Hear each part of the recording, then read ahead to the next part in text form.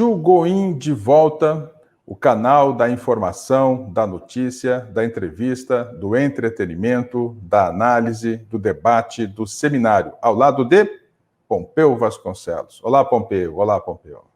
Tudo bem, Gomide? Alegria muito grande estar aqui ao seu lado. E hoje com um convidado, mais um convidado muito especial. Vamos adicioná-lo aqui na nossa transmissão. Aqui está. Beto Studart. Prazer, Beto, de tê-lo na To Go In, nessa transmissão, neste evento. E a gente quer hoje conhecer um pouco mais da sua história, da sua vida e da construção do seu legado já em andamento, depois dessa história bonita e consolidada. Um abraço para você e prazer, e obrigado por atender a To Go In. Obrigado também, Gomide, pela elegância da sua apresentação. Obrigado ao meu amigo querido Pompeuzinho. Pompeuzinho é bom que ele é uma figura simbiótica entre a geração dele e a minha geração. Ele nem fica velho e nem um morro. Então, tá certinho que um dia a gente se encontre em algum ponto.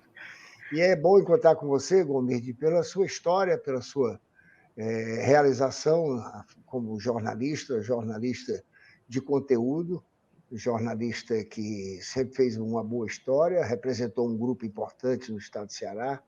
Obrigado. Fico muito feliz. Muito bem. Beto, alegria muito grande estar com você, meu irmão. Aliás, você é um dos caras que tem uma história mais inspiradora que eu conheço. Você é um cara de um coração fabuloso, tem uma trajetória desde lá da Messejana com seu pai, Dr. Carlos Alberto, grande pneumologista, o cara da sociedade naquela época que atendia todo mundo, do rico ao pobre. E você, Beto, eu conheço bem sua história, né? Então eu fico muito à vontade de falar aqui, dar essa introdução, porque você viveu essa dualidade muito cedo, né? Você morando na Messejana, lá naquela casa contígua ao hospital, e seu pai estando ali por perto, lhe dando todo aquele embasamento, mas você brincando durante o dia com a meninada ali da região da Messejana, e quando ia para o Colégio Cristo, estava com a turma da Aldeota, né? O pessoal do capital, os ricos da cidade, e aí essa dualidade parece que já lhe motivou desde cedo a ser essa figura humilde, inspiradora, campeã como você é. Realmente, você tem razão. Em vez de quando essa minha infância vem à tona, e eu acho bacana, eu acho que poucos tiveram a oportunidade de ter exatamente essa dualidade que você coloca. E tem mais coisas que eu vejo que a nossa formação, porque todas as crianças passam por um determinado processo de formação e de desenvolvimento de alguns complexos, começa a conhecer seu futuro.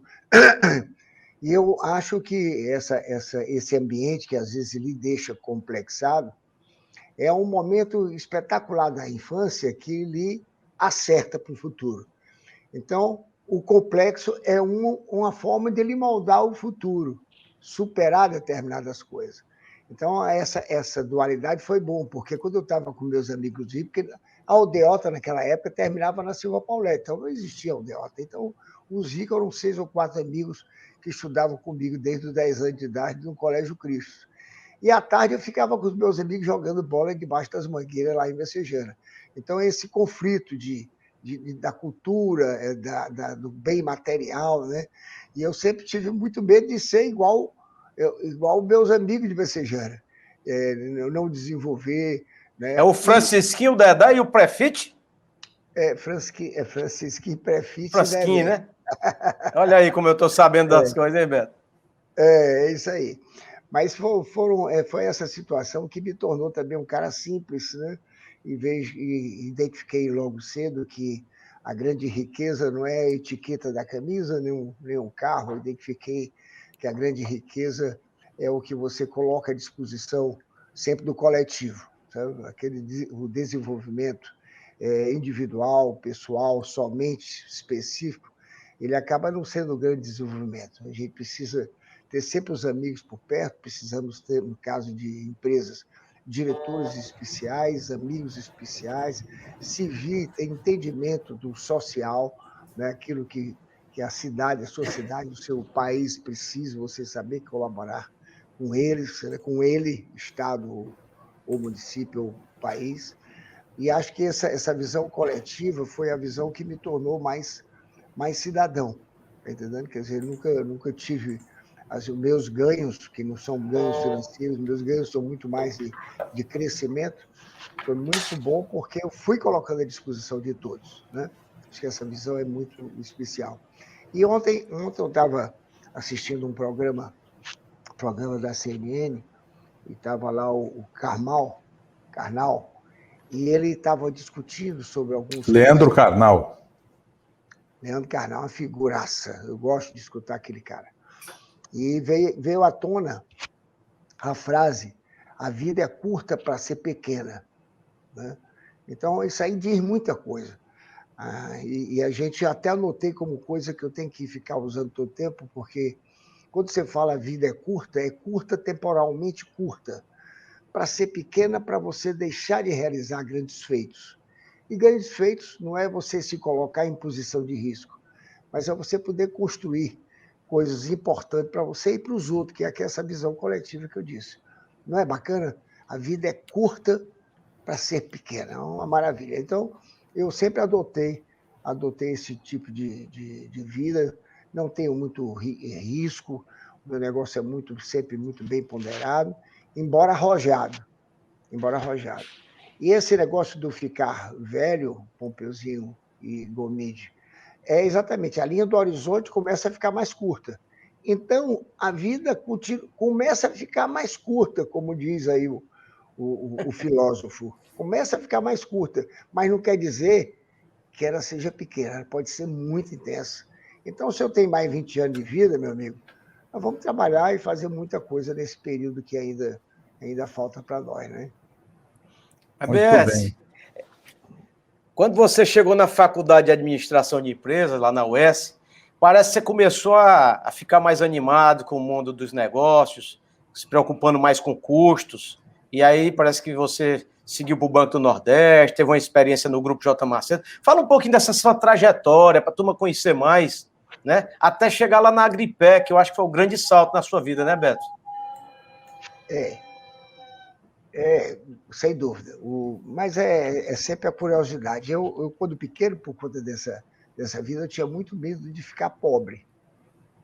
Quer dizer, perder o padrão do meu pai, e eu via a profissão do papai, da medicina, como uma coisa extremamente complexa. E né? O médico, para ser um bom médico, ele tem que estudar muito, tem muitos nomes técnicos, tem princípios ativos de drogas, de remédio, extremamente técnico, tem que ter uma justificativa para cada tipo de remédio, e as relações entre as doenças, entre os órgãos que compõem seu organismo. Eu achava que negócio ali, rapaz, esse negócio não dá para seguir a vida do meu pai.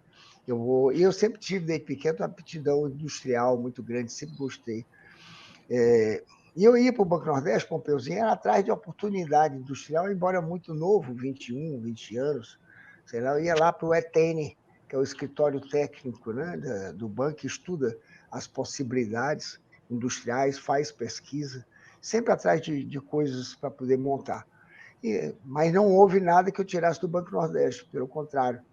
Eu acabei indo para a Agripec, que era uma indústria pequeníssima de defensivos agrícolas, podia dizer até de fundo de quintal, sem diminuir as indústrias pequenas, mas era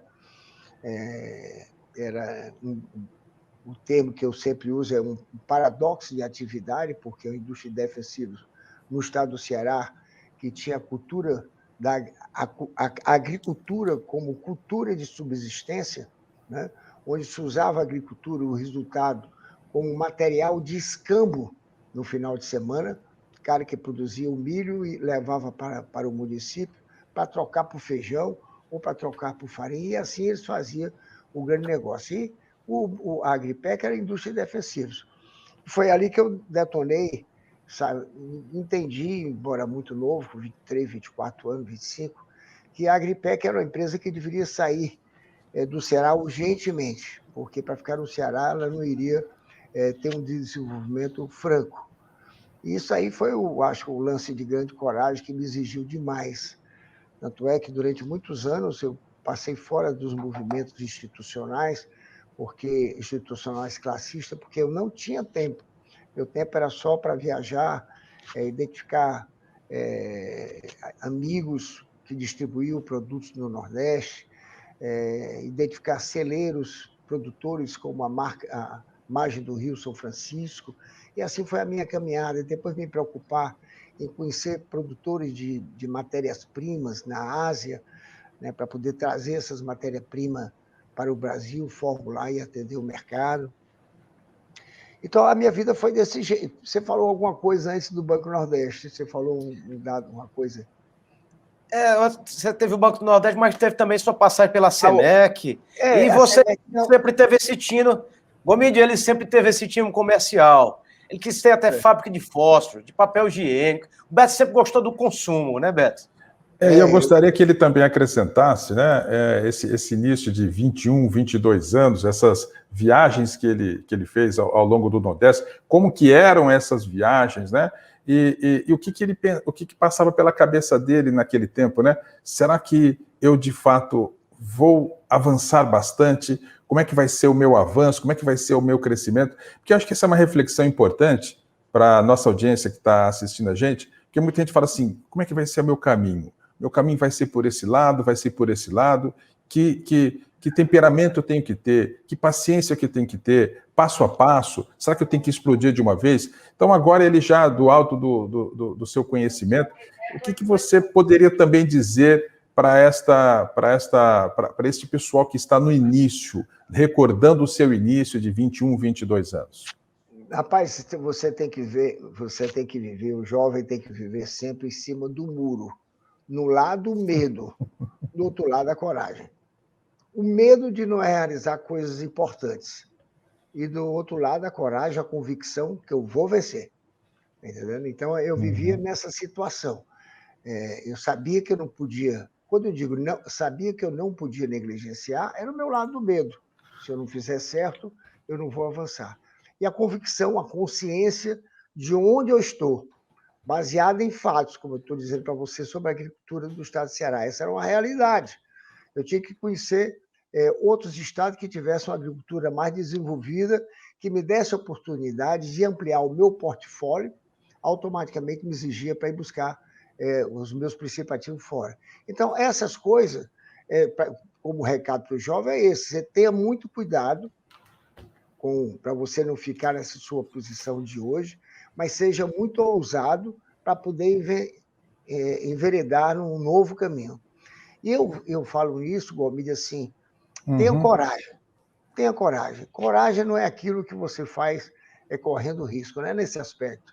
É coragem de não recuar, de acordar de madrugada, de estudar, enfrentar o concorrente, de dialogar, que é uma das coisas difíceis, às vezes, para algumas pessoas, é ter essa capacidade de diálogo com os concorrentes, com o mercado, né? Com os técnicos. Eu não sou técnico, tinha muita dificuldade para discutir tecnicamente, mas eu estava discutindo, queria saber.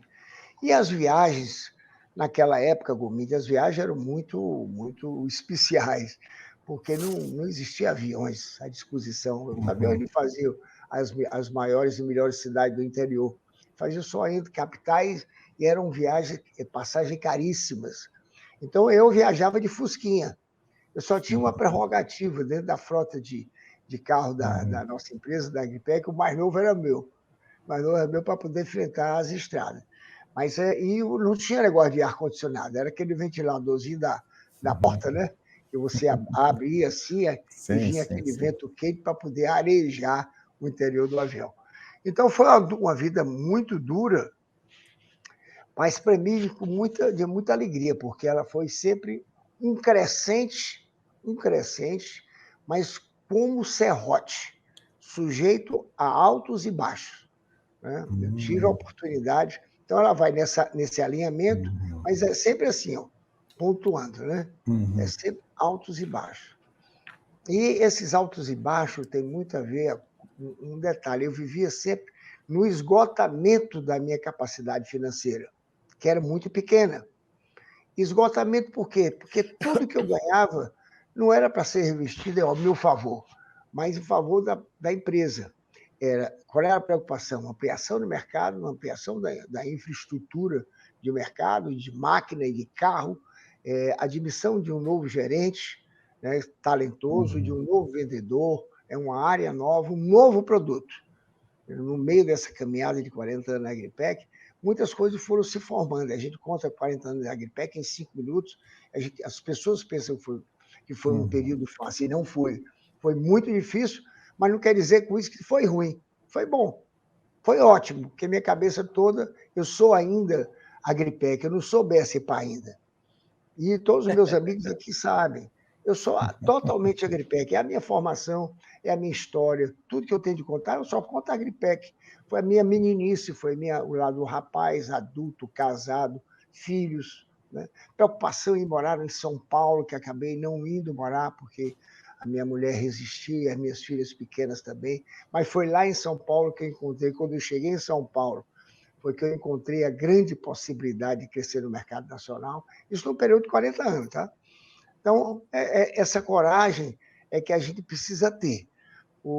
Às vezes eu vejo jovens investindo no seu consumo próprio de forma muito prematura e esquecendo determinados detalhes que é a formação da sua infraestrutura intelectual, né? Infraestrutura física do seu negócio e essa infraestrutura do network, para você conhecer pessoas que sejam importantes para o desenvolvimento. Né? Então, essa é a mensagem que eu daria para o jovem, que conheça o negócio que você está fazendo, se não pelo seu intermédio, pelo menos por intermédio dos seus diretores e gerentes que têm a capacidade, que você tenha a capacidade de adotá-los como conselheiros. Escutar todos os pontos de vista, nem aqueles que são divergentes, porque eu acho que o ponto de vista divergente ele é extremamente positivo. O divergente é que faz a gente refletir mais. O convergente, se todos os pensamentos forem convergentes com a sua ideia, talvez estejam todos errados. Fatalmente estarão. Quando você dá liberdade, dá discussão, esse aí é que você vai dar um salto para poder aprimorar suas práticas, aprimorar o seu destino. Né? Então, essa é que a gente pode dizer para os jovens: conversem muito, adotem os seus mentores, para que você possa dialogar, que você possa criar. E o mentor não é necessariamente um mais velho, tem que ser um mais experiente, que pode ser da mesma geração, mas que possa lhe transmitir alguma palavra de ordem, né, para a gente crescer. Né? Essa questão da divergência, da discordância, é uma coisa que gera muito aprendizado, essa é a verdade. E como conviver com esse momento em que alguém tende sempre a discordar de algumas coisas, né? Como ouvir essas pessoas? Qual a importância que essas pessoas têm no dia a dia, tanto pessoal como profissional? Importante ouvir a opinião do Beto. Não, eu acho que essa é a razão do crescimento. Crescimento não é, quando eu falo crescimento não é o físico, financeiro, econômico, não. E consequentemente, porque você vai aprimorando a sua forma de fazer as coisas, o seu método de fazer as coisas. Existem duas coisas. Eu acho que a diplomacia ela está ali colocada para quem diverge e está colocado para quem precisa receber aquela divergência. Ter a humildade de receber. Então, um cara que diverge, ele não pode ser prepotente somente porque está divergindo. Não, ele tem que saber se fazer escutar. Né? Não adianta nós termos uma ideia e não sabermos transmitir essa ideia para alguém que está à nossa frente. O patrão tem sempre essa prerrogativa de ficar irritado, coisa que não acontece comigo. Eu não tenho esse negócio de ficar irritado. Todos aqui são. Posso estar um dia um pouco mais alterado, um pouco mais tenso, que é natural. Mas todos os nossos executivos, eles encontram em mim assim, um ambiente para poder colocar o seu ponto de vista. Um cara abrir a porta e dizer: eu não concordo com você, e dar uma ordem lá para cá, talvez não seja a diplomacia certa. Então, esse aspecto do network, da diplomacia, no dizer sim e dizer não, eu acho que é importante. Agora, a gente tem que absorver aquela informação. E eu absorvo e durmo com ela. E mudo o meu destino de acordo com aquilo que eu criei, da nova convicção que eu criei. Né? Eu acho isso muito positivo. E é por isso que eu vejo o seguinte: no momento atual, né, nessa contemporaneidade da minha vida profissional, eu estou fazendo hoje, tem mercado financeiro, que eu opero com muita fortaleza, e tem o mercado da construção civil. Eu não sou engenheiro, eu sou apenas um gestor. E esse fato de não ser engenheiro diz para nós, e para mim, para você, Gomide e Pompeuzinho, que não necessariamente o médico será o melhor dono de hospital. Não tem nada a ver. E não necessariamente o engenheiro será o melhor, terá a maior construtora, né? O que você precisa ter é uma equipe que possa lhe suprir a sua necessidade do conhecimento e fazer a empresa deslanchar, né? Então, eu sou apenas um gestor, eu sou um gestor de pessoas. Eu estou olhando o desempenho de cada um, às vezes por intermédio de indicadores, às vezes por intermédio dos hábitos de cada um colocado na nossa plataforma de trabalho, como eles estão se desenvolvendo, se estão mais atentos, se estão ligados, se eu preciso de uma palavra minha, se precisamos conversar. Percebo se ele tem alguma coisa para dizer, porque ele demonstra nos diálogos curtos, ele tem alguma coisa para dizer, chama, acerta, desenvolve e vamos embora. A minha grande satisfação, hoje e sempre, é que eu fui sempre muito bem acompanhado por pessoas maravilhosas. Então, as pessoas sempre foram as responsáveis pelo crescimento dos nossos negócios, sabe? Foi essa união de talento e de esforços, né? De visão comum para poder nos levar para o destino. Isso aí foi uma coisa que eu aprendi muito cedo, soube dividir, soube aprender, fiquei numa situação privilegiada em relação a isso. Pompeu. Beto, seus amigos, Fernando Cirino, Cláudio Targino, entre outros tantos que frequentam a Chica Doce e tem o privilégio de passear com você naquele challenge maravilhoso, eles contam sempre que você, entre os seus inúmeros talentos, esse de contratar pessoas é um fantástico, porque os grandes líderes, Beto, eles têm esse talento de se aconselhar de pessoas capazes, pessoas diferenciadas. Mas também, Beto, você se diferencia porque você é um cara inspirador. Você busca sempre a excelência, está aí o BS Design para provar isso. Os melhores terrenos são os que você busca e você quer deixar, né, um legado. Eu visitei sua obra, Beto, tive prazer de ir com você lá, na construção do BS Design, e você já mostrava ali uma engenharia diferenciada, tecnologias de ponta. Então, você investiu no que há de melhor, não é à toa que virou um ícone. Aliás, você está mudando o referencial do centro, do coração da cidade, que era a Praça Portugal, você deslocou ali 200 metros e levou para o BS Design. Mas, bom, voltando aqui para o que eu queria lhe perguntar, Beto, qual foi o diferencial? Você acredita no destino? Qual foi o diferencial? Porque nós moramos em um país, e desde sempre, que o governo muda as regras todo dia. Então, dito isso, qual foi o grande diferencial? Foi azar ou foi sorte? Essas rupturas para a Agripec? E esse foi o grande salto da Agripec? Olha, eu vejo o seguinte, é uma coisa impressionante, né? Porque eu sempre discuto isso com o Fernandinho, com o Fernando Cirino, com o Valdizinho, com o Claudinho e outros amigos que eu tenho. Eu tenho um grupo aí de uns 10 amigos que nós nos reciclamos constantemente com as nossas conversas. Eu acho que cada um dizia alguma coisa para mim. Sempre disseram. Aliás, hoje em dia, até hoje eles me dizem, rapaz, tu quer ir para onde? Por que tu trabalha tanto? Eu disse, meu amigo velho, eu não sei ficar em casa. Isso é uma orientação.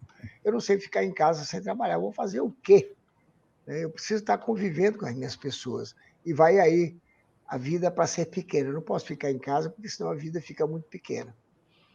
E quanto a esse negócio do fazer o melhor, do avião, do helicóptero, juntar os amigos, é isso, eu não sei andar só sei andar com gente, com pessoas especiais.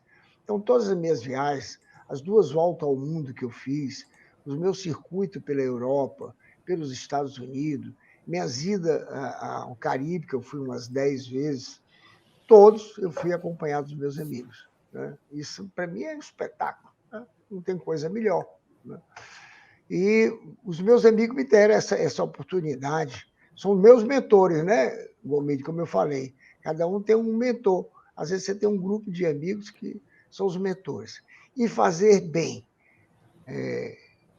Pompeuzinho, eu fui ontem na fazenda e levei 2 pessoas, um presidente da Associação dos Cavalos Manga Larga Machador e outro um amigo meu que tem uma propriedade vizinha a mim e é um profundo conhecedor. Quando chegar na fazenda, eu dei um sobrevoo sobre a pastagem, mostrei um açude que eu estava fazendo, açude novo, e descemos para poder analisar a minha tropa.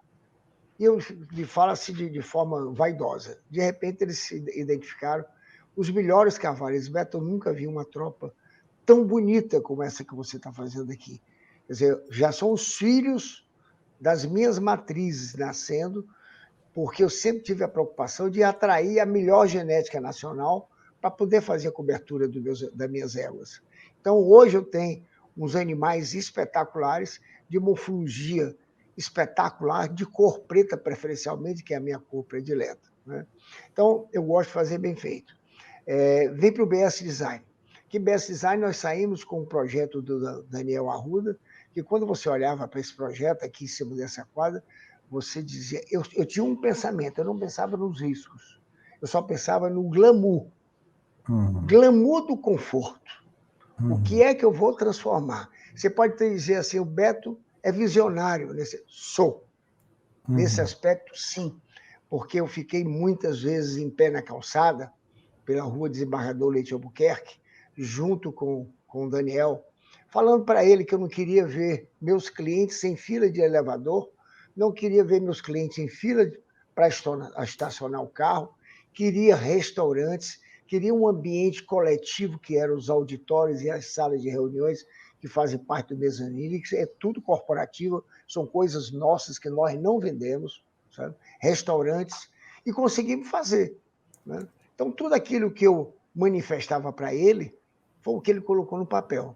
Só que ele foi muito ousado, mas eu acreditei na ousadia dele. E depois tinha o desenvolvimento da própria tecnologia para poder implantar esse edifício aqui no centro da aldeota. E encontrei os melhores engenheiros, por intermédio da BSPA Construções, com o Ricardo Ari, meu amigo, um jovem da tua idade, Pompeuzinho, talvez um pouco mais novo, um talento extraordinário, um homem de uma cabeça um pouquinho mais novo, de uma cabeça muito boa. Os tocadores da obra do cotidiano que acompanhava a BSPA Construções também todos em desenvolvimento, e tive o cuidado, os calculistas, que é a base do negócio, quem vai fazer cálculo estrutural, quem vai fazer o projeto de saneamento, o projeto da elétrica, projeto de tudo, né? Tem que ser os melhores, e foram os melhores contratados. E a grande arte é você poder revalidar esses estudos, essas informações. Então, se o calculista lhe traz uma peça que vai lhe dar segurança e economia, você tem que ter um consultor para poder validar essas informações. Então, todos os projetos da BS e de outros empreendimentos que nós fazemos, são todos eles auditados por colegas, né? E encontrei também uma figura especialista em compatibilização de projeto, e esse chamado Paulo Maurício. E ele vinha a Fortaleza uma vez por mês, 2 vezes por mês, para poder compatibilizar e verificar a temporalidade das coisas, como o prédio estava se desenvolvendo, se estava dentro do cronograma, estava perfeito, como as plantas recomendavam. Estavam escritas, estavam definidas. E era um cara muito autoritário, aí batia na mesa. E batia na mesa e eu deixava bater na mesa, para poder enquadrar aqueles que estavam querendo sair, não porque queriam sair, mas às vezes por uma necessidade. Enfim, nós temos aqui um exemplo de uma infraestrutura maravilhosa, com águas recicladas, com regeneração de energia, regeneração de energia pelos elevadores, aspecto amplo, tornamos isso aqui um ponto de convergência da sociedade. De repente, o BS Design transformou-se num grande centro do direito de Fortaleza, a quantidade de escritórios de advocacia que nós temos, todo esse pessoal do mundo do mercado financeiro, da XP, do Pactual, estão todos eles alojados aqui. Eu, às vezes, já tenho problema para poder identificar um local para algum amigo. Já tem essa dificuldade. E aqui nós temos uma facilidade, porque nós não estamos aqui apenas para vender. Primeiro que esse empreendimento não tem financiamento, foi todo feito com recurso próprio. Então, uma coisa diferente. Se alguém quer alugar, aluga. Não necessariamente precisa comprar. Então, isso deu uma velocidade muito grande, Biago, uma velocidade muito grande na consolidação do projeto. Eu fico muito satisfeito de dizer aqui uma coisa para você que um dia desse eu disse para a Emília Buarque. Eu acho que nós precisamos ter uma ponta de vaidade muito grande, para dizer lá para os jovens também. Precisamos da nossa vaidade. A vaidade é que faz você crescer. A vaidade de fazer bem feito. E disse um dia desse aqui para o Luiz, que trabalha comigo, Luiz, vamos acabar com a pecha da vaidade, como uma coisa que pode vir de forma predatória ao seu talento, alguém querer lhe diminuir, vamos transformar isso numa virtude. E eu acho que é. Saber fazer bem, querer fazer bem, é ter vaidade de fazer direito. Você criar sua própria marca, BS Par, e tentar homenageá-la como está bem feito, é o que nos traz um resultado positivo. Então, eu sempre estou dizendo agora com maior frequência, Pompeuzinho, sou sim vaidoso, mas em compensação, só faço coisa bem feita. Eu acho que isso aí é muito importante. E por falar em coisa bem feita, Beto, estou sabendo que você tem uma novidade aí que não contou para muita gente. Você não contou para muita gente essa novidade aí no BS, mas e não é a história do, não é o novo escritório da CVPAR, não é a nova clínica do Jorge da Escócia e muito menos o Otílio que vai chegar lá com a XP. Eu soube que é lá na sua laje, Beto. Você vai transformar aquela laje que você fazia as recepções em um restaurante, é isso? Procede? Pois é. O que eu quero, o que eu penso na realidade, é deixar esse empreendimento sempre com cara de coisas novas e que as pessoas tenham interesse de vir para cá e os nossos salistas, os nossos proprietários, os nossos vizinhos tenham a satisfação de usá-la. E veja lá no Sky Lounge como um grande ambiente de Fortaleza, que você vai apreciar 360 graus dessa nossa Fortaleza lindíssima. E estou pensando seriamente, não para eu desenvolver, eu estou pensando em desenvolver um projeto, implantar um projeto depois de acordo com alguém que possa vir a operar. Eu não quero operar. Eu quero ser dono, mas não quero operar. Está entendendo? Eu quero fazer de acordo com a técnica. Eu fui ao Mazano essa semana passada em São Paulo, só para dar uma espiada no tamanho da infraestrutura e no conforto do ambiente. Então, o que eu quero aqui, Pompeuzinho, é que tenha um ambiente de acústica privilegiada, que as pessoas possam conversar, que o metro esteja bem apresentado, que todas as pessoas se sentem confortáveis ou confortáveis, mas que possam ter um vizinho, uma mesa vizinho, conversando e ninguém se escutando.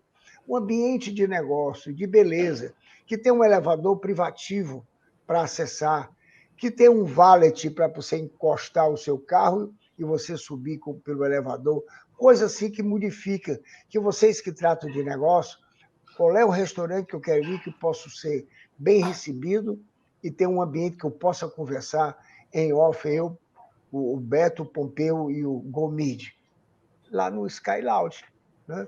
Que vamos ainda buscar o nome, talvez seja Business Sky, Business B de Beto, Sky de Stuart, né? Business Sky. Estamos pensando, lógico que não é uma obra que sai assim, mas já estamos trabalhando no projeto. Muito bom. Eu vou avisar o Alex Atala, viu? Alex Atala, o chefe Rui Costa lá de Portugal, avisar essa turma aí, porque vai fazer toda a diferença. O BS no topo do BS. Vai fazer mas Beto, quando a gente fala do BS Design, a gente se empolga, você, eu e a cidade toda. Mas eu sei que você está aí com a dificuldade aí em colocar tantas pessoas dentro desse empreendimento que é cada vez mais desejado. Eu não sei, mas me parece que você, em uma época, as pessoas que podiam comprar ou alugar uma sala no BS Design, elas podiam fazer um plano, se de repente elas gostassem tanto, você revertia esse aluguel ou parte dele para a aquisição da sala, é isso? Não. O aluguel é aluguel. O que eu faço é alugo, mas não por conta do valor proprietário. Eu alugo pelo uso e dou para ele a opção de exercer a compra no futuro. Entendi. Está entendendo? Não é que isso vá por conta, porque aí não seria razoável. Não seria razoável. Mas eu alugo e dou para ele a opção de compra para eu não vender a terceiro, se porventura alguém queira comprar, com uma pessoa que tem interesse e está bem ali, bem fixado. Né? Essa é a facilidade que eu dou para todo mundo, essa opção, a opção de compra. Gomide, só para eu complementar uma pergunta que eu queria fazer, na verdade, quando eu falava que quando se fala em best design, a gente se empolga. Mas o Beto não falou ainda, que eu acho que muita gente não sabe, qual foi o grande pulo dele, qual foi o grande salto na hora da venda da Agripec, mas eu queria que ele falasse um pouquinho, né, da crise que passou o setor, né, que a Agripec atuava, e a coisa do defensivo agrícola, e foi o grande salto. Eu acho que ele tinha uma licença por causa que ele vendia para cupim, alguma coisa para cupim. Me fala aí, Beto, como foi o grande salto da Agripec? Não tem... Rapaz, eu acho que a Agripec ela foi feito canguru, ela saltava todo dia, sabe? E foi bater lá nos australianos, né? Foi bater nos australianos, por cobiça dos australianos, porque ela nunca não teve exposta à venda, nós nunca pensamos em fazer IPO, que naquela época estava iniciando essa conversa, né? Então, ela foi sempre uma história bonita, porque cada dificuldade que se apresentava na nossa frente, e essas dificuldades apresentavam a cada governo. A cada governo existia um plano para combate à inflação, um plano para isso, tal. E cada plano que se colocava era uma nova estratégia que nós estabelecíamos para dar um salto. Impressionante, impressionante. Eu convivi com todos os governos, a partir antes do Sarney. Quem era antes do Sarney, não estou lembrado. O Sarney foi a grande marca quando ele veio com o congelamento. Meu presidente João Batista Figueiredo. Saímos do regime militar, né, o regime de exceção, que foi bom, podia ter sido melhor, mas foi bom, foi necessário. Depois veio Sarney. Do Sarney até o final, toda a vida era uma regra diferente, era um desenvolvimento diferente, uma dificuldade diferente, que nos levava à adoção de uma estratégia nova para poder ter os movimentos táticos ao longo daquele período e desaguar numa situação melhor. Então, o grande ponto da Agripec foi a vida toda, foi ela se tornar nacional, foi ela sair do Ceará e, de repente, ter um centro de distribuição no Rio Grande do Sul, Porto Alegre, outro em Londrina, outro em Cuiabá, outro em São Paulo e Fortaleza. Naquela época, eu já tinha centro de distribuição. Então, esse foi o grande ponto, o grande momento, foi essa construção da história, chegar a ser nacional. Quer dizer, uma empresa pequena, nós fomos premiados pela revista Exame como uma empresa da área química mais importante do Nordeste. Isso é um feito. Na época, a Exame tinha um prestígio muito grande nesse tipo de premiação, e foi um momento extremamente auspicioso. Foi lindo, né? E passamos por tudo, Pompeuzinho, nessa minha vida, nessa caminhada de 40 anos, todas as situações. E as dificuldades, eu sempre digo para meus amigos, as dificuldades não era dificuldade em si, é porque nós trabalhávamos na exaustão da nossa capacidade. Sempre trabalhamos na exaustão da nossa capacidade. Nós nunca ganhamos posição para poder eu usufruir diretamente daquele benefício. Então, era para ser reinvestido. Então, a exaustão nesse sentido, né? Tudo que ganha está dentro do negócio, ninguém tem direito de viver diferente, né? Essa foi o grande salto da Agripec, que me fez depois internacional por intermédio da própria Nufarm, que veio de forma surpreendente me abordar em São Paulo por intermédio do seu presidente e dizendo para mim, depois de conversa, eu não falo inglês, Pompeuzinho, e o meu diretor comercial em São Paulo, que é um cara maravilhoso, Carlos Rezende, e Luciano Daia, eles falavam e ficaram ali comigo, me ajudando. E o cara, eu perguntei para ele, mas por quê? O que foi que ele motivou vir conversar comigo aqui em São Paulo? Rua Jamari 100, ainda me lembro do primeiro endereço, Rua Jamari 100, em Moema.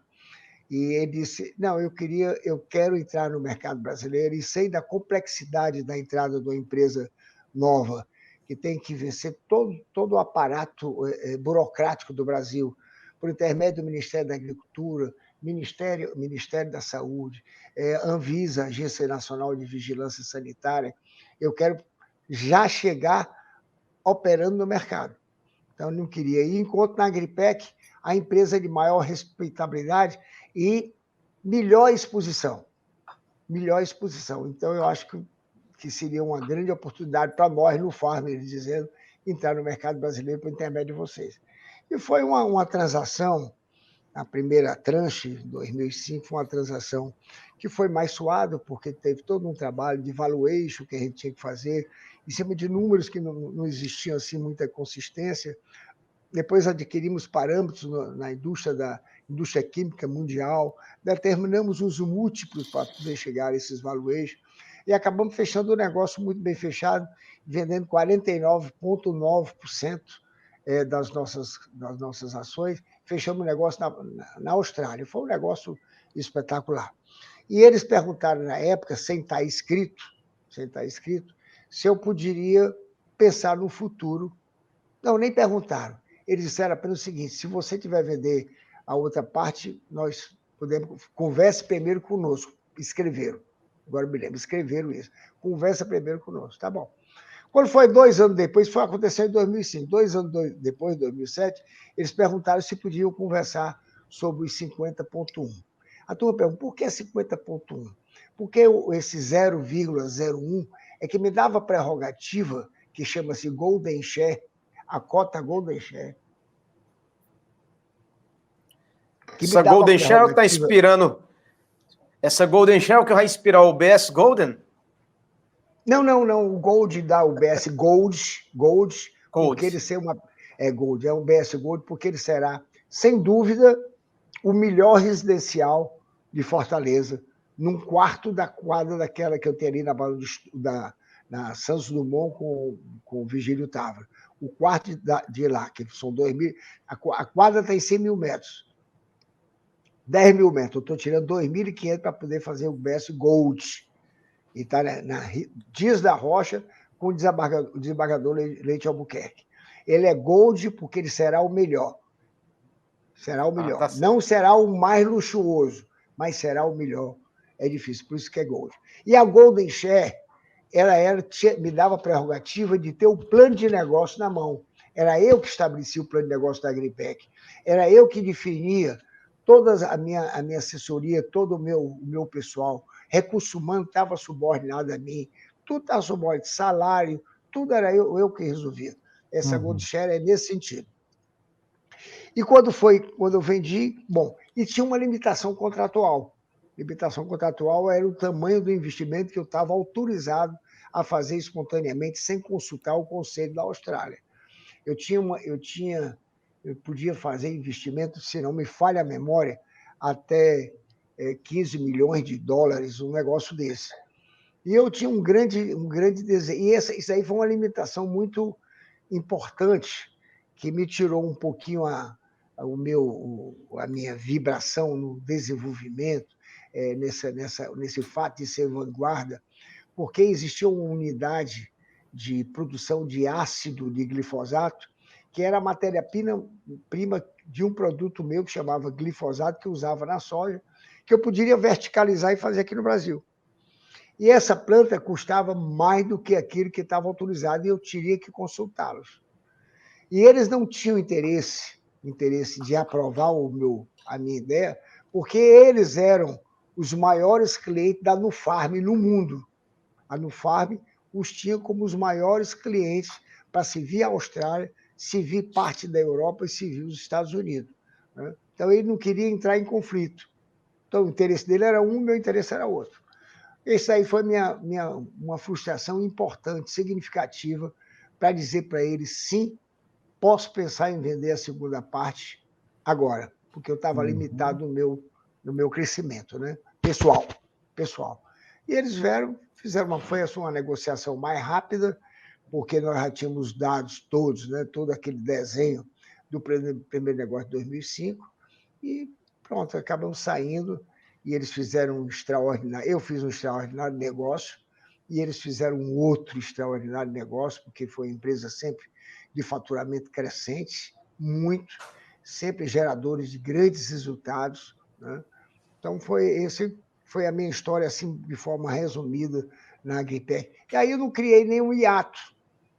Porque quando eu vendi a primeira tranche, eu já estava me aparelhando aqui em Fortaleza, já comecei a formar minha infraestrutura pessoal, conhecer o mercado imobiliário, ver com quem eu iria conviver. Encontrei pessoas importantes e interessantes, o Pio Rodrigues, o João Fius, o Assis Neto, eram todas pessoas que me inspiraram muito para eu poder entrar de fato no mercado, de um mercado de incorporador, né? Foi foram meus mestres, foram eles que me ensinaram a fazer. E como é que foi esse momento da entrada no ramo imobiliário? Como eu estava me preparando assim, estava observando o desenvolvimento de cada um deles, eu comecei a fazer alguns negócios com eles.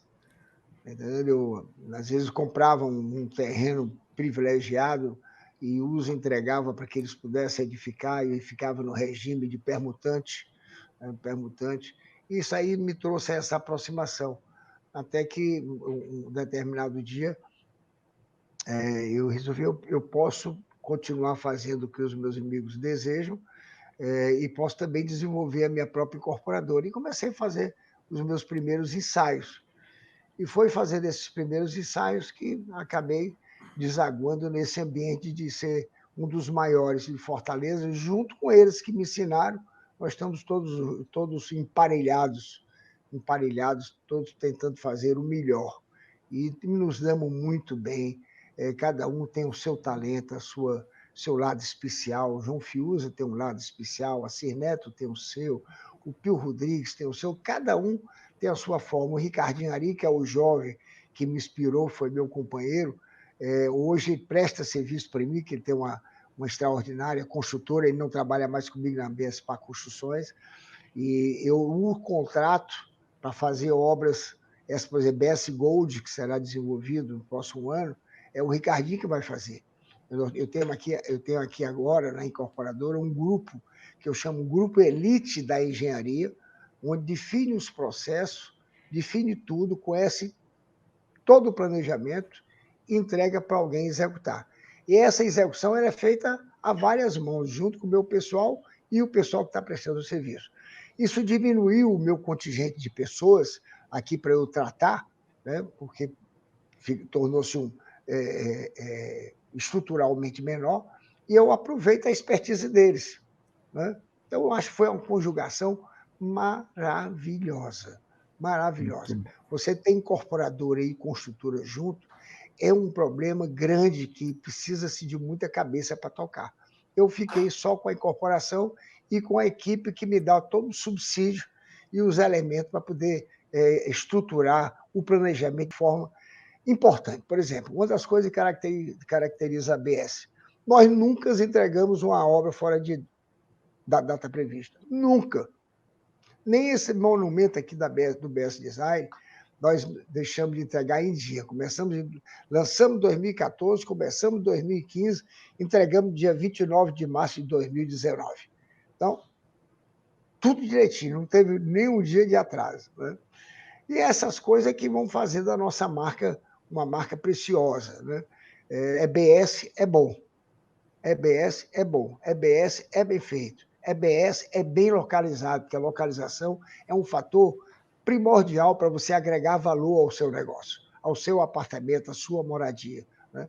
O preço não é somente o preço por metro quadrado, é aquilo que está adicionado como coisa importante dentro do empreendimento. Isso é que as pessoas que vão adquirir precisam ter em mente, ter ideia. Não é o fato de ter, não, esse prédio aqui, esse empreendimento custa R$ 9.000 o metro quadrado. Ali da ABS está custando R$10,5. R$10,5 o metro quadrado, R$11 o metro quadrado. É porque tem mais valor o da ABS. Nós conseguimos agregar valor. Estou dizendo isso não é em detrimento dos outros, não. Estou dizendo que essas coisas que eu boto para você, que é estacionamento, acesso, localização, isso tudo são coisas importantes para o projeto ter sucesso. E eu acho que agora a gente pode... Muito bom, muito bom. Pô, eu estou aqui mergulhando, aprofundando um pouco dessa história da Agripec, também da entrada do ramo imobiliário.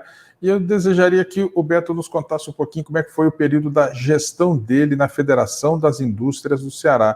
Que ele fizesse um balanço e contasse a sua experiência, a sua vivência naquele período. Pois é, rapaz, olha, eu disse lá no começo da nossa conversa que o meu trabalho tirou a oportunidade de eu conviver intensamente com os movimentos classistas. Mas em 1990, eu entrei na FIEC com muita vontade. Era minha segunda casa, era lá que eu encontrava meus amigos. Fui vice-presidente do do SIC, e sempre diretor da FIEC. E, num determinado momento, comecei a almejar a presidência, né? Era natural. Tive, durante esse processo, um desencontro com um companheiro da instituição, que não foi uma coisa boa para a instituição, foi muito ruim. Foi muito ruim. Talvez até por culpa minha mesmo. Eu acho que eu posso ter precipitado. Culpa minha, que eu digo, culpa do meu grupo. Culpa do meu grupo, que alimentou uma cisão. Cisão deve ser evitada. As instituições não podem pagar um ônus tão grande. E a gente tem que ter paciência que tudo chegue. E quando chegou em 2014, os meus amigos...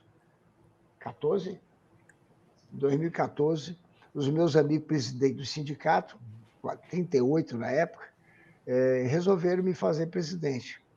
E lhe digo, Gomídia, que foi assim um momento muito especial da minha vida. Muito especial. Primeiro, porque eu estava imbuído do melhor propósito de servir ao Ceará e aos meus companheiros presidentes de sindicato, que representam todas as atividades econômicas do Estado. E aquilo me deu uma abertura, porque encontrei também como contraponto um grande governador, que é o Camilo Santana, que tem essa visão também de compartilhar as ideias.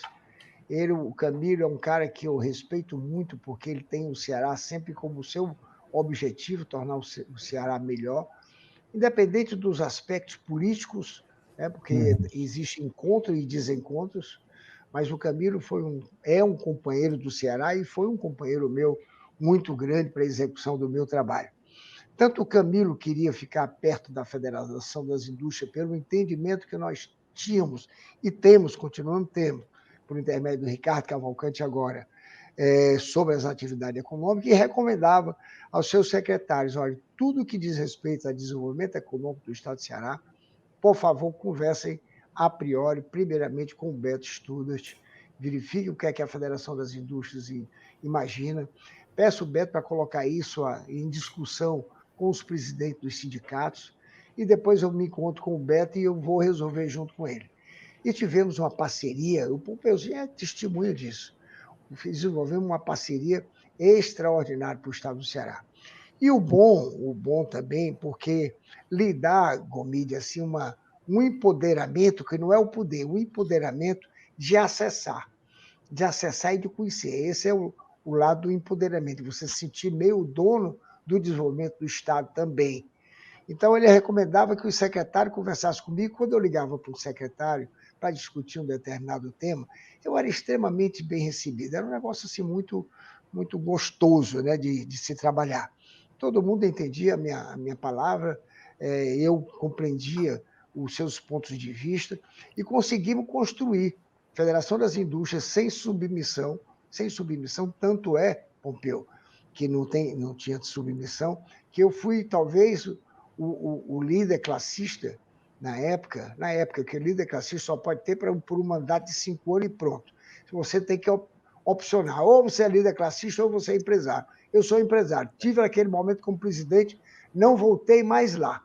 Só voltei na Federação das Indústrias uma vez, quando o Ricardo resolveu me premiar, me homenagear com o nome do edifício Beto Studart, Casa da Indústria, edifício Beto Studart, que foi para mim assim, uma gentileza muito grande. Mas eu vou depois voltar para esse fato.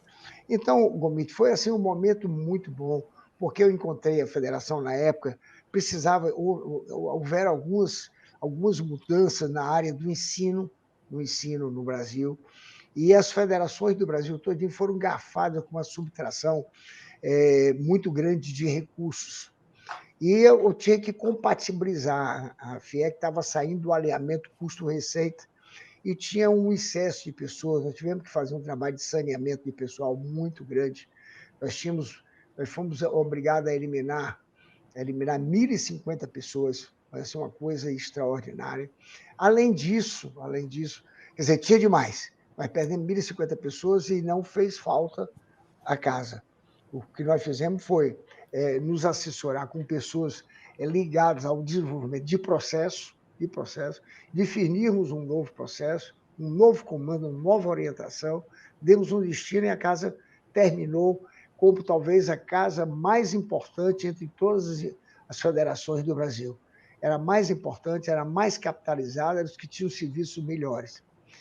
E para poder encerrar esses 5 anos maravilhosos, eu ainda tive a sorte de fazer o Ricardo Cavalcante. Eu fazer, não, os nossos companheiros, né? Porque o presidente, de certa forma, ele influencia, mas não decide. O Ricardo Cavalcante, como presidente da federação, que eu acho que foi um prêmio para mim, foi o coroamento da minha gestão. Porque o Ricardo, além de ser um grande amigo, o Ricardo é uma pessoa que eu quero um bem muito grande a ele. Era amigo do irmão dele, do Humbertinho, o que eu não sei se vocês lembram, o Humbertinho era um grande amigo. E o Ricardo veio a reboque. Na época, o Ricardo era muito novo. O Ricardo deve ser uns 15 anos mais novo que eu. Mais ou menos isso. Então, ele sempre gostou da federação. Ele é louco pela FIEC. Tem tempo para a FIEC. Tem um movimento, uma articulação política, sem ser partidária, muito interessante. Sem ser partidária, deixa eu voltar um pouquinho. Falar sobre o problema do Camilo. E foi naquela época do Camilo, eu o tendo como meu companheiro de desenvolvimento do Estado do Ceará, que eu lutei para derrubar a nossa presidente, Dilma Rousseff. O movimento saiu da Federação das Indústrias. E, assim mesmo, eu não me incompatibilizei com o Camilo. Veja o grau da independência. O meu problema não era partidário, eram pessoas. O Camilo era e é ainda uma grande personalidade e importante para o futuro do Ceará. Mas não quer dizer com isso que eu ficasse admitindo os equívocos que a Dilma Rousseff estava cometendo, trazendo o Brasil para uma situação de deterioração completa, tanto no que diz respeito ao aspecto do emprego, no que diz respeito ao social, embora eles preguem o social.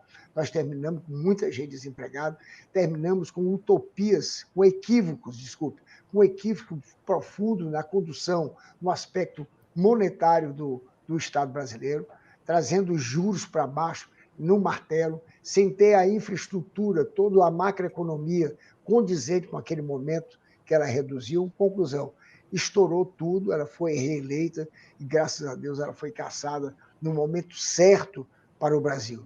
Recomeçamos, nós tínhamos um ambiente de muita corrupção, todo mundo sabe disso, corrupção sistêmica, excetuando no Estado do Ceará, e acabou a minha gestão dessa forma, Gomide. Muito amigo do Camilo, aplaudido do Camilo, mas ficamos partidariamente, ou por postura ou por comportamento, não sei, distantes, mas todos os dois se respeitando, né? Então, a Federação das Indústrias, para mim, foi isso aí. E o Ricardo está fazendo, com todo o problema da pandemia, ele tem sido extremamente útil, né? Tem ajudado o governador Camilo demais, ajudado o secretário Cabeto, que é outro extraordinário cidadão, a desenvolver a política. Vejo que, diante de críticas, o Ceará é melhores do Brasil no controle da pandemia. Isso é uma coisa que a gente precisa se vai endereçar. Lógico que a pandemia, a política que você adota para poder conter a pandemia, ela vem contra a atividade econômica, mas isso é no mundo todo. Não é para poder fazer política que ele fecha, faz um lockdown. Não é para fazer isso. Não é para ter dominação. Não é porque tem que fazer. Ou fazia, ou a gente ia morrer nas UTIs, como morreram muitas pessoas. Então, eu acho que a condução foi perfeita. Estamos aí no topo, estamos aí chegando na reta final da situação, e ele tem que abrir com muito cuidado, com muito zelo, não ceder às pressões.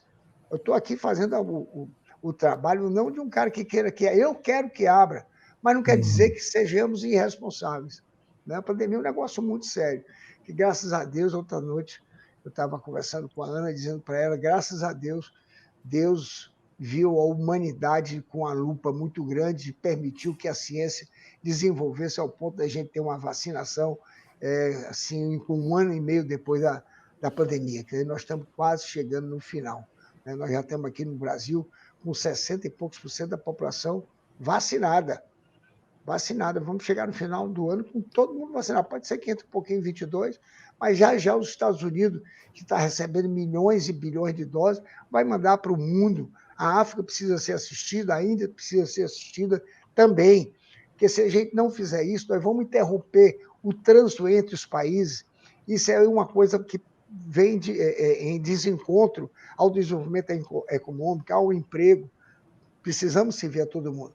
E eu acho que os Estados Unidos vai contemplar todo o resto do planeta depois que ele acabar de vacinar, que os Estados Unidos já está com problema, tem gente que não quer se vacinar, já está premiando quem for se vacinar.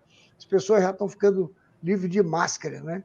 Eu estou livre, viu, Gomide e Pompeuzinho, que eu tive Covid em novembro do ano passado, eu tive um medo louco de morrer, mas tive relativamente, foi em casa o meu tratamento, não tive que ir para o hospital, mas foi extremamente severo. Eu tenho um pulmão direito já um pouco sacrificado, com o Gomide, não sei se você sabe, eu tive um CA de pulmão direito, eu tirei a metade dele, então qualquer fato maior seria para mim de extremo perigo. Mas convivi, adquiri o IgG. Depois me vacinei. Conclusão, eu faço exame a cada 30 dias para saber como é que está o meu grau de imunidade. Eu estou com 95% de proteção, então eu estou dando de braçada.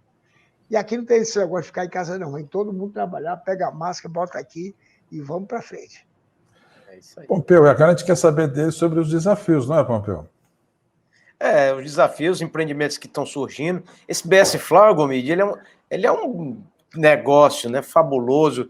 O Beto inaugurou com esse talento dele, essa visão, as múltiplas metragens, né? Esse é um novo conceito que ele inseriu aqui para prédios de luxo. E como eu volto a dizer, ele está transferindo o eixo do centro da Aldeota, da Praça Portugal, eu acho que é para a Praça das Flores, eu acho que é homenagem ao pai dele, que dá nome à Praça das Flores, Dr. Carlos Alberto Studart, não é isso, Beto? Pois é.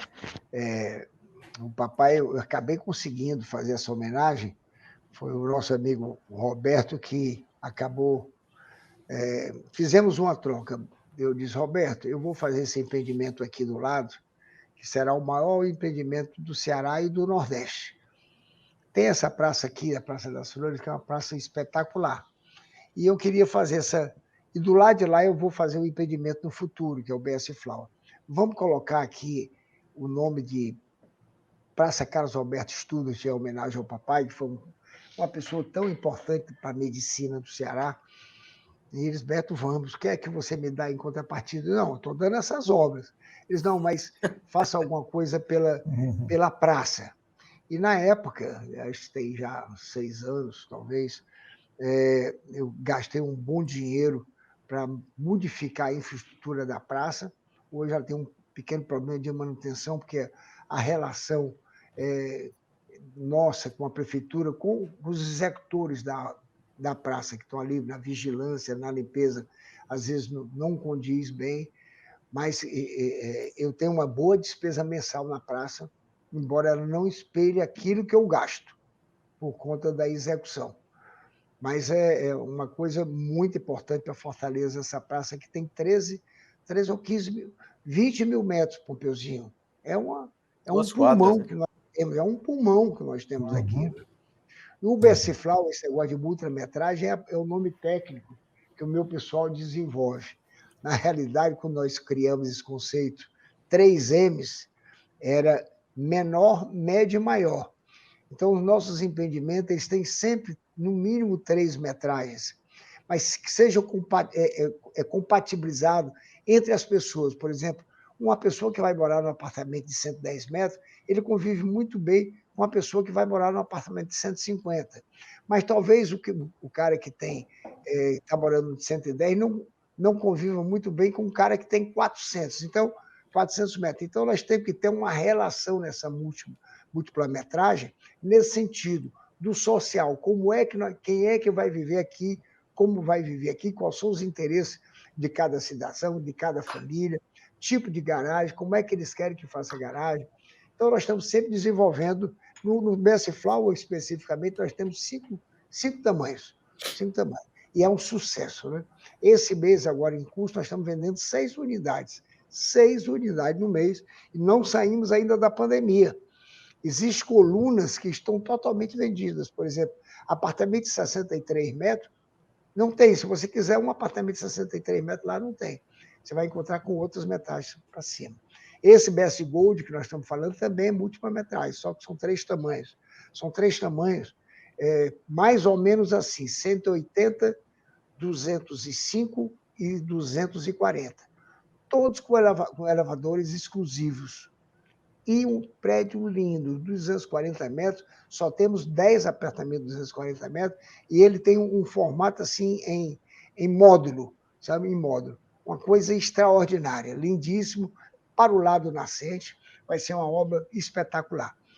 E, além disso, Pompeu, nós estamos lançando agora, no final de julho para agosto, o BS Giovana, que leva o nome da minha filha, que fica lá no Cocó, que ele também tem múltipla metragem, tem 5 tamanhos, é um prédio lindo, rapaz. É na interseção do Cocó, no final do Cocó, vizinho uma praça Pedro Felipe. Lembra do Pedrinho que faleceu, o filho do Pedro Felipe? Sim. Aquela praça leva o nome dele. Então, esse empreendimento do BS Giovana fica nessa praça, olhando para a praça, que tem também 20 mil metros. É um outro empreendimento espetacular. Tem também o Gold, BS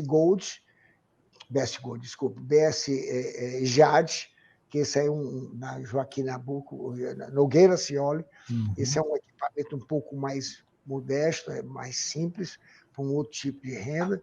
E tem depois o BS Rubi, que entrou na prancheta agora. Deve sair no final, meados de 2022.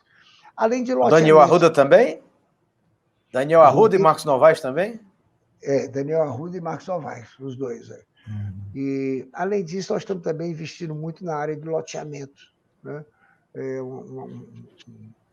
Um lado da nossa incorporada, do nosso negócio, que está pegando muito corpo. Nós temos um loteamento vitorioso que foi feito em Maracanaú, estamos lançando um outro agora no Distrito Industrial de Pacatuba, também espetacular. Estamos lançando outro aqui na 010, no Eusébio, depois da Fiocruz, que é um ambiente de muita prosperidade no desenvolvimento. Tem pessoas do Fiocruz e pessoas do entroncamento ali do Eusébio. Nós estamos a mais ou menos 500 metros do entroncamento do Eusébio, que é um município que está em frente de desenvolvimento, que o Fernando Cirino investe muito lá, né? Então, e temos também um outro Maracanaú, que isso é uma área que não posso dizer que vamos lançar, porque estamos em negociação, uma área espetacular, com muita água, com muitos lagos, né? Uma área muito bonita, são 220 hectares. Se nós fecharmos, será uma tacada. Aí vem o seguinte, viu? Para você pensar em loteamento, você está pensando no longo prazo. Gomide, o cara que trabalha com a melhoria genética de cavalo, o cara está enxergando 6 anos antes. Porque você tem 1 ano de prenhez, 3 anos depois que o cavalinho nasce, para você ajudar no desenvolvimento dele, depois 1 ano para treinar. Então, você tem 5 anos para você checar se aquela sua decisão de cruzar um animal com outro vai dar uma boa espécie. Você tem 5 anos. Então, é como loteamento. Eu compro uma área dessa, eu estou pensando em ter áreas disponíveis para lançamento durante 10 anos. Então, é sinal que eu vou ficar quase que imortal, viu, Bucãozinho? Quase que imortal. Nossa. Pois é, mas você é uma criança, rapaz. 46 para cá tá zerado. Exato. É muito tempo. Pois Beto, alguma consideração a mais, Pompeu? Rapaz, se deixar, eu passo o dia todo aqui com o BS, porque é coisa demais. Eu queria saber do ócio dele. Se é o Fortim, se é a Praia das Fontes, se é o Trancoso. Agora ele está gostando muito de Trancoso, viu? Não. Eu não tenho ido a Trancoso, não, porque o Cláudio Vale comprou uma casa lá. E, aliás, fiz um convite a você, ao George Lima e ao Elcio para irmos juntos. Vocês vão comigo para fazer essa brincadeira. Mas o meu ócio, eu posso dizer para você que meu ócio é um ócio neurótico. Sabe por quê? Porque ele é criativo. O meu ócio, eu tiro no final de semana, embora eu esteja em cima de um cavalo na fazenda, ou andando de jet ski na lagoa, a minha cabeça está funcionando, sabe? Eu sou meio. Eu passo o dia todo pensando comigo, eu tenho que tomar um remédio para poder baixar a pressão. Então, o meu ócio é o ócio criativo, que já defendia o Domênico De Masi, que o Gomide deve conhecer, que é o grande filósofo italiano, que defendia essa tese, e quando eu escutei essa tese do ócio criativo, eu estava com o Deda, meu filho mais velho, e a Patrícia, que é a minha filha mais velha, e quando ele estava nesse discurso lá na Federação, há muitos anos atrás, eu disse, olha, o que ele está falando é preguiça. Não é para esse negócio de ócio criativo, esse negócio não existe. Mas esse negócio aqui existe, é em tirar os momentos que nós estamos sem fazer nada da obrigação do birô para a gente estar gestando alguma coisa. Se você tiver o talento do livro, vá ler. Se você tiver o talento de escrever, vai escrever. Se você tiver o talento do esculpir, vai esculpir. E se você quiser fazer um poema para sua esposa, para sua família, ou para alguma coisa escondida que você tem na sua cabeça, que são os seus sonhos, faça naquele momento. Esse é o ócio criativo, é o melhor ócio criativo. E o meu é ficar pensando em negócio. Comediante da gente. Em relação a esses três ambientes, Fortim, que eu tenho andando muito pouco, Pompeuzinho. Minha casa é linda no Fortim, mas eu acho que eu vou vender aquela casa, porque mais de um ano que eu não vou lá. Eu tenho ido com frequência para o Uruaú e para a minha fazenda. Nem a Praia das Fontes eu estou indo mais. Sabe? Só tem esses dois interesses prediletos hoje. Chica Doce aí tá lá na cota lá mais alta, hein? Tá. Mas, Beto, antes da gente encerrar, Gomide, me perdoa aí, mas não posso deixar de falar. Claro. A gente é tanto assunto, Beto, é uma história tão linda, tão inspiradora, mas o Coração Artificial, esse é um projeto lindo dele, do instituto dele, ele e a Ana tem aí um trabalho muito, muito bonito, e tem essas viagens além do olhar que ele faz, né? Mas a viagem eu acho que a gente pode deixar para um outro momento, porque é muita coisa, são várias voltas ao mundo, muita viagem, da Capadócia a Istambul, ele tem muita Rússia, rodou o mundo todo, as Maldivas, Bali, mas a do coração a gente não pode deixar passar. Não, a do coração, isso foi uma ideia. A ideia não vingou. Eu passei aí mais ou menos 6 ou 7 anos investindo em cima da bomba do coração, né? Que é um equipamento para você auxiliar o coração no momento de agudez. Se você tiver alguma infecção, inflamação no coração, a forma de você baixar a pulsação. Você introduzia a bomba no coração e deixava a bomba, então, fazer um movimento do coração, sem parar o coração. Baixava apenas a atividade física dele. Isso é um equipamento que está desenvolvido. Tem várias bombas aqui. Fomos vitoriosos em todos os implantes que nós fizemos num congresso de cardiologia. Aqui foi feito na Unifor. Nós implantamos a nossa bomba em mais de 12 porcos. Depois eu peguei o meu avião, fui à África do Sul, fui lá para o Centro de Pesquisa do Barná, levamos nossos equipamentos, implantamos lá em 4 porcos, tudo vitorioso, tudo espetáculo. Mas há uma burocracia, Pompeuzinho, dentro do sistema de aprovação desses equipamentos, que exigem muitos detalhes, são muito sensíveis. Há uma burocracia científica muito grande. E quando nós chegamos na reta final, com o equipamento todo desenvolvido, eu tinha que vencer esse ambiente, que não há equívoco não nessa burocracia. Essa burocracia é correta, ela é para existir, para que as pessoas não tenham desenvolvimento irresponsáveis. Não tem que ser coisas responsáveis. Por exemplo, nesse caso específico, você tem uma bomba, você tem um acelerador que define o ritmo do coração e você tem uma bateria. Então, para cada equipamento desse, você tem que ter uma autorização específica na agência, na Anvisa. E depois que você aprova os 3, aí você tem que ter uma outra aprovação do todo. Tá certo? Então, 33%, 33%, 33%. Todos eles têm sua importância. Aprovou cada um, depois tem que provar. Se você quiser fazer um desenvolvimento de melhoria no acelerador ou na sua bateria, que está em constante revolução, você tem que reaprovar tudo. Então, de repente, eu me vi diante de um ambiente extremamente complicado, no meu entendimento, que seria a gestão da ciência, que eu não sou cientista, precisava adotar os cientistas para poder desenvolver esse trabalho, com uma agenda de trabalho muito severa para poder chegarmos ao fim. E foi aí, rapaz, que eu me desencantei, mas não por culpa de governo. Eu desencantei diante da realidade que eu tinha que enfrentar. Então, desisti do projeto. E fiz o que eu tinha que fazer, ajudei as pessoas, os pensadores, fiz uma doação para transplante de coração e pulmão ao Hospital de Messejana. Então, colaborei, né, muito com o hospital no desenvolvimento dessa arte do transplante. O hospital é referência. Deus queira que o hospital não seja transformado em hospital geral, porque se ele for transformado em hospital geral, ele perde a sua especialização, que não é bom para o hospital, nem é bom para a saúde, nem é bom para o Brasil, nada, nem para o Ceará, que o tem como referência. Então, eu acabei, respondendo a sua pergunta, colaborando de forma efetiva com o desenvolvimento dessa área de transplante no estado do Ceará. Muito bem, muito bem. Já vamos indo para o nosso bate-papo, vamos indo para o nosso final. Muito que agradecido pelo Beto Studer dedicar este tempo para bater um papo com o tio Gouin. E queremos agradecer, Beto. E foi muito bom ouvir todas essas histórias, todo esse relato da vida.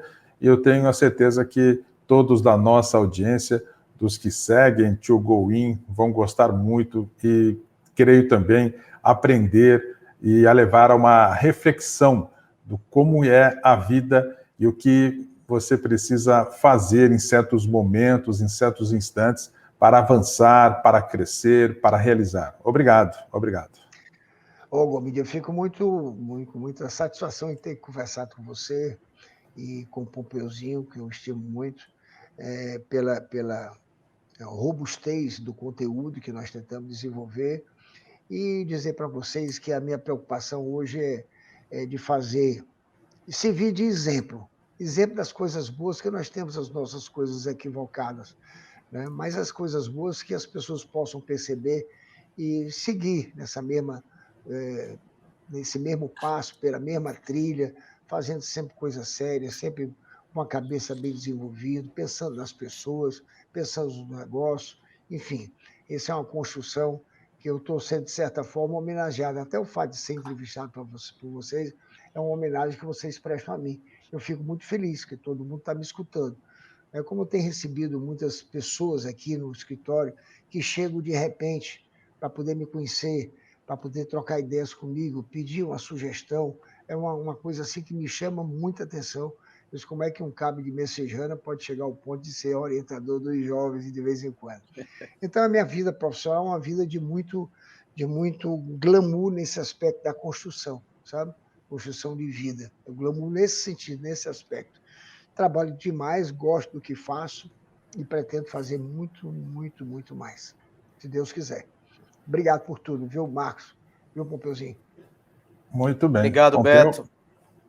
Muito honrado aí você ter aceito o nosso convite. Feliz de poder passar para a nossa audiência essa mensagem de estímulo, essa mensagem de qualidade e de buscar sempre o melhor e deixar um legado para as futuras gerações. Ok. Muito bem. Obrigado. E a todos que acompanham o Tio Gouin, obrigado pela audiência e pela presença.